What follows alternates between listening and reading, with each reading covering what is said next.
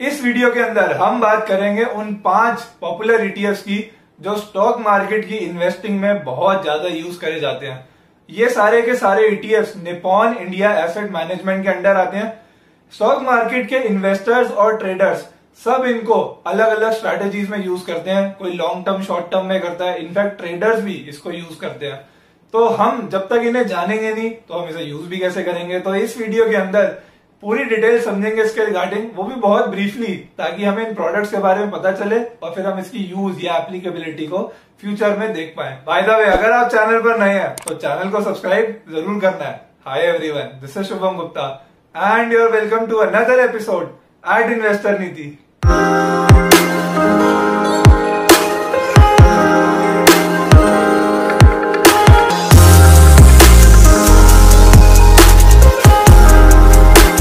एक इन्फॉर्मेशन ये भी देना चाहूंगा, आप में से कई लोगों ने मुझे बोला कि टेलीग्राम पे आ जाओ, टेलीग्राम ज्वाइन कर लो।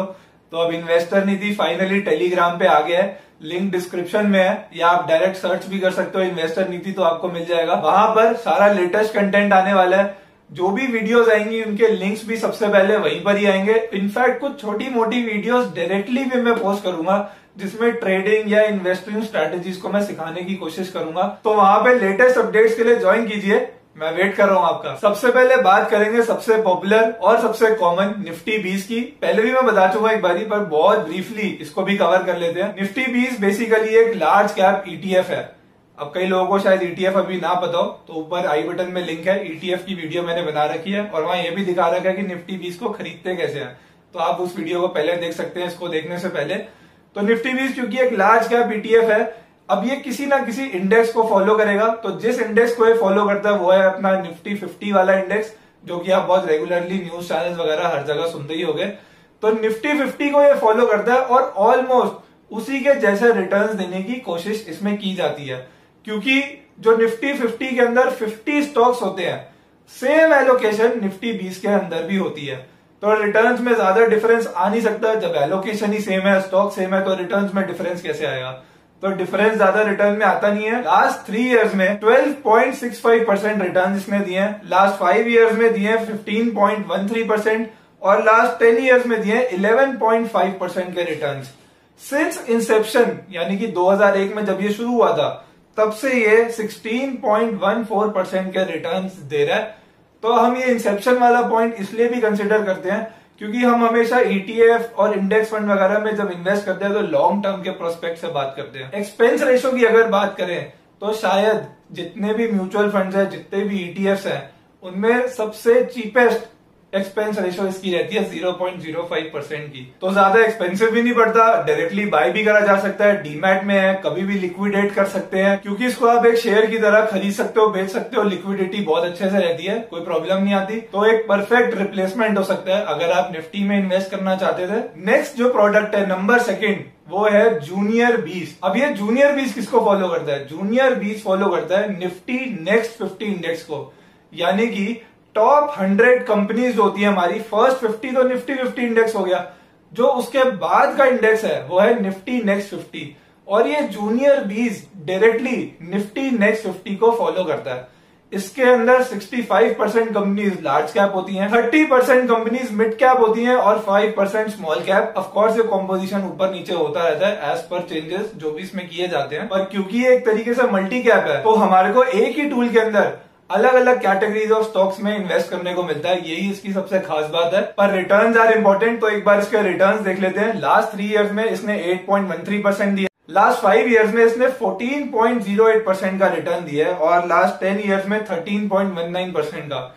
ये ज्यादा इफेक्टिव नहीं लग रहा होगा सुनने में, पर सिंस इंसेप्शन 22.29% का रिटर्न इसने दिया है। अब 2003 से ये चलता आ रहा है, तो आप समझ सकते हो 18-19 साल से पिछले ये 22% इसने CAGR दिया है। ये निफ्टी 20 से ज्यादा रिटर्न्स कैसे दे रहा है सिंस इंसेप्शन? ये सोचने वाली बात है।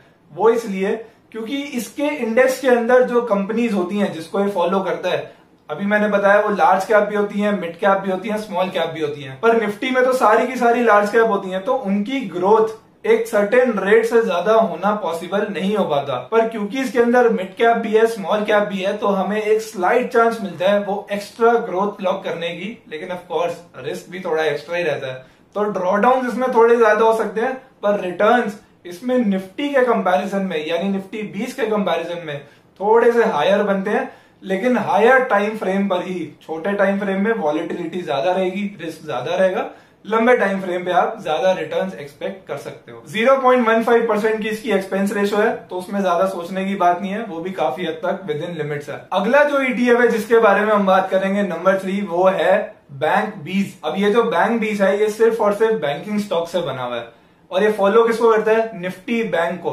निफ्टी बैंक इंडेक्स के अंदर 12 स्टॉक्स होते हैं, जिसमें प्राइवेट और पीएसयू दोनों बैंक्स होते हैं। रिटर्न्स इसके भी देख लेते हैं क्विकली। लास्ट 3 इयर्स में इसने 7.87% का रिटर्न दिया। लास्ट 5 इयर्स में 14.54% का रिटर्न, लास्ट 10 इयर्स में 12% का रिटर्न दिया है, और सिंस इंसेप्शन 23.63% का रिटर्न दिया है। 2004 में शुरू हुआ था। बैंक बीस में कंपेयर टू जूनियर बीस या निफ्टी बीज रिस्क थोड़ा सा हायर रहता है, इसलिए आप देख रहे हो since Inception slightly better return है, पर इसके अंदर ड्रॉडाउन बड़े बड़े आते हैं। क्योंकि सिर्फ 12 स्टॉक का इंडेक्स है निफ्टी बैंक, तो उसमें वॉलेटिलिटी बहुत ज्यादा रहती है। स्पेशली अगर आप ट्रेडर हो तो आपको तो जरूर पता होगा कि निफ्टी बैंक में कितनी वॉलेटिलिटी होती है।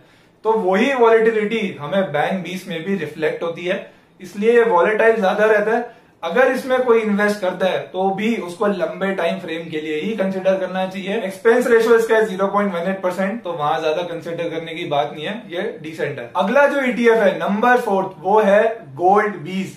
अब ये थोड़ा यूनिक लगेगा उनको जिन्होंने इसके बारे में कभी नहीं सुना। आप गोल्ड में इन्वेस्टमेंट के रिलेटेड बहुत कुछ सुनते हुए आ रहे होगे कि गोल्ड में इन्वेस्ट करना चाहिए, गोल्ड लेके रखना चाहिए, आगे काम आता है, लंबी इन्वेस्टमेंट करनी चाहिए गोल्ड के अंदर।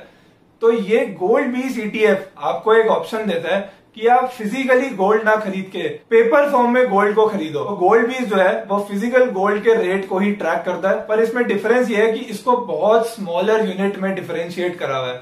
यानी कि आप वैसे गोल्ड के बारे में सुनोगे तो 10 ग्राम्स यानी कि जो 1 तोला हम बोलते हैं वो काफी महंगा होता है, पर गोल्ड बीज की एक यूनिट आपको 40-45 रुपए में मिल जाएगी आज के रेट के हिसाब से। तो ये इतना छोटा यूनिट कैसे है? ये इतना छोटा यूनिट इसलिए है क्योंकि जो वो बड़ा पोर्शन था जो हम नहीं अफोर्ड कर पा रहे थे इतने बड़े अमाउंट में, उसी को इन्होंने बिट्स में आपको इन्वेस्टिंग करने का ऑप्शन दिया है। और दूसरा ये भी है कि हर कोई बड़ी बड़ी इन्वेस्टमेंट नहीं कर सकता, तो जो बहुत छोटी सी इन्वेस्टमेंट करना चाहता हो गोल्ड में, ज्यादा बड़ी नहीं कर सकते, उनके लिए क्या ऑप्शन है। तो गोल्ड बीज बेसिकली गोल्ड के रेट को फॉलो करने के लिए हमारे पास एक इन्वेस्टमेंट टूल है। और आपको पता ही है कि गोल्ड को एज अ हेज यूज करा जाता है पोर्टफोलियो के अगेंस्ट। डेट पोर्शन में इसको कंसिडर करते हैं, तो आप उसको उस तरीके से भी देख सकते हो कि एक स्मॉल पोर्शन ऑफ पोर्टफोलियो आप गोल्ड में इन्वेस्ट कर सकते हो। इसके रिटर्न्स भी देख लेते हैं। लास्ट 3 इयर्स में इसने 11.5% के रिटर्न्स दिए हैं, लास्ट 5 इयर्स में दिए 7.43% के रिटर्न्स, और सिंस इंसेप्शन इसने दिए 10.48% के रिटर्न्स। 2007 में शुरू हुआ था, तो आप देख रहे हो वहां से तब से 10% इसने रिटर्न्स दिए हैं। रिटर्न्स के कंपैरिजन में ऑफ कोर्स इक्विटी के सामने कहीं भी स्टैंड नहीं करेगा ये, पर एक हेज के फॉर्म में आप इसको अपने पोर्टफोलियो में यूज कर सकते हो। इसकी एक्सपेंस रेशो 0.82% है, स्लाइटली हायर है, पर वो एक्सपेक्टेड है क्योंकि इसमें कमोडिटी का इस्तेमाल हो रहा है। तो आप खुद समझ सकते हो कि उसके रिलेटेड ट्रांजेक्शन के अंदर एक्सपेंसेस थोड़े हाई बैठने ही है, तो एक्सपेंस रेशो रीजनेबल है। और भी जो गोल्ड ईटीएफ हैं उसमें भी एक्सपेंस रेशो लगभग इसी के आसपास रहती है, तो कोई खास प्रॉब्लम वहां है नहीं। और अब जो 5th ईटीएफ की मैं बात करना चाहता हूं उसका नाम है लिक्विड बीज। अब आप में से हार्डली किसी ने इसका नाम सुना होगा, पर यह बहुत इफेक्टिव है अगर आपके पैसे आपके डीमैट अकाउंट में आइडल पड़े हुए हैं, उसका कोई यूज नहीं हो रहा। सेविंग अकाउंट में आप रखते हो, इंटरेस्ट मिलता है। अगर आप अपने आइडल पड़े पैसे को डीमैट में जो पड़े हैं, जो यूज नहीं हो रहे हैं, ना इन्वेस्टिंग में ना ट्रेडिंग में, अगर उसको आप लिक्विड बीज में डाल देते हो तो वो आपको इंटरेस्ट जनरेट करके देता है, बिल्कुल सेविंग बैंक अकाउंट की तरह। इसको अगर आपको कैटेगराइज करना है तो आपको इसको डेट ईटीएफ की तरह ही देखना पड़ेगा, क्योंकि डेट में भी यही होता है कि रिटर्न्स मिलते हैं आपको, तो इसमें भी रिटर्न्स आपको कंसिस्टेंटली मिलेंगे। इसमें जो रिटर्न्स मिल रहे हैं वो सेविंग बैंक अकाउंट से थोड़े कम है, मतलब आप 2% तक मान सकते हो। तो अगर 2% रिटर्न मिल रहे हैं, आप बोलोगे यार इससे अच्छा तो मैं सेविंग में डाल लूंगा, पर कभी कभी ऐसा होता है कि आप कोई इन्वेस्टमेंट या ट्रेडिंग अपॉर्चुनिटी की वेट कर रहे हो, पैसे डालने का टाइम नहीं होता, तो पैसे अगर आपके डीमैट में पड़े हैं वहां पर ही आपको इंटरेस्ट थोड़ा सा दे सकता है, एडिशनल इनकम आपकी करवा सकता है। स्पेशली अगर बड़े बड़े अमाउंट है तो बहुत रीजनेबल इंटरेस्ट भी मिल जाता है। इसकी सबसे यूनिक बात है कि इसकी एक यूनिट हमेशा 1000 रुपए की रहती है। जो भी ऊपर से इंटरेस्ट मिलेगा वो आपको डीमैट में रिफ्लेक्ट हो जाएगा। तो ये थे वो 5 यूनिक ईटीएफ जो स्टॉक मार्केट में बहुत ज्यादा यूज करे जाते हैं। पर क्वेश्चन तो यही आता है कि हम इसको कैसे यूज करें, और ये जो 4-5 प्रोडक्ट्स मैंने बताए हैं ये किस सिचुएशन में, किस कंडीशन में हम इनको यूज कर सकते हैं, तो उसके बारे में आगे आने वाली वीडियो में बात करेंगे। तो thank you for watching this video till the end. Until we meet in another video, bye bye.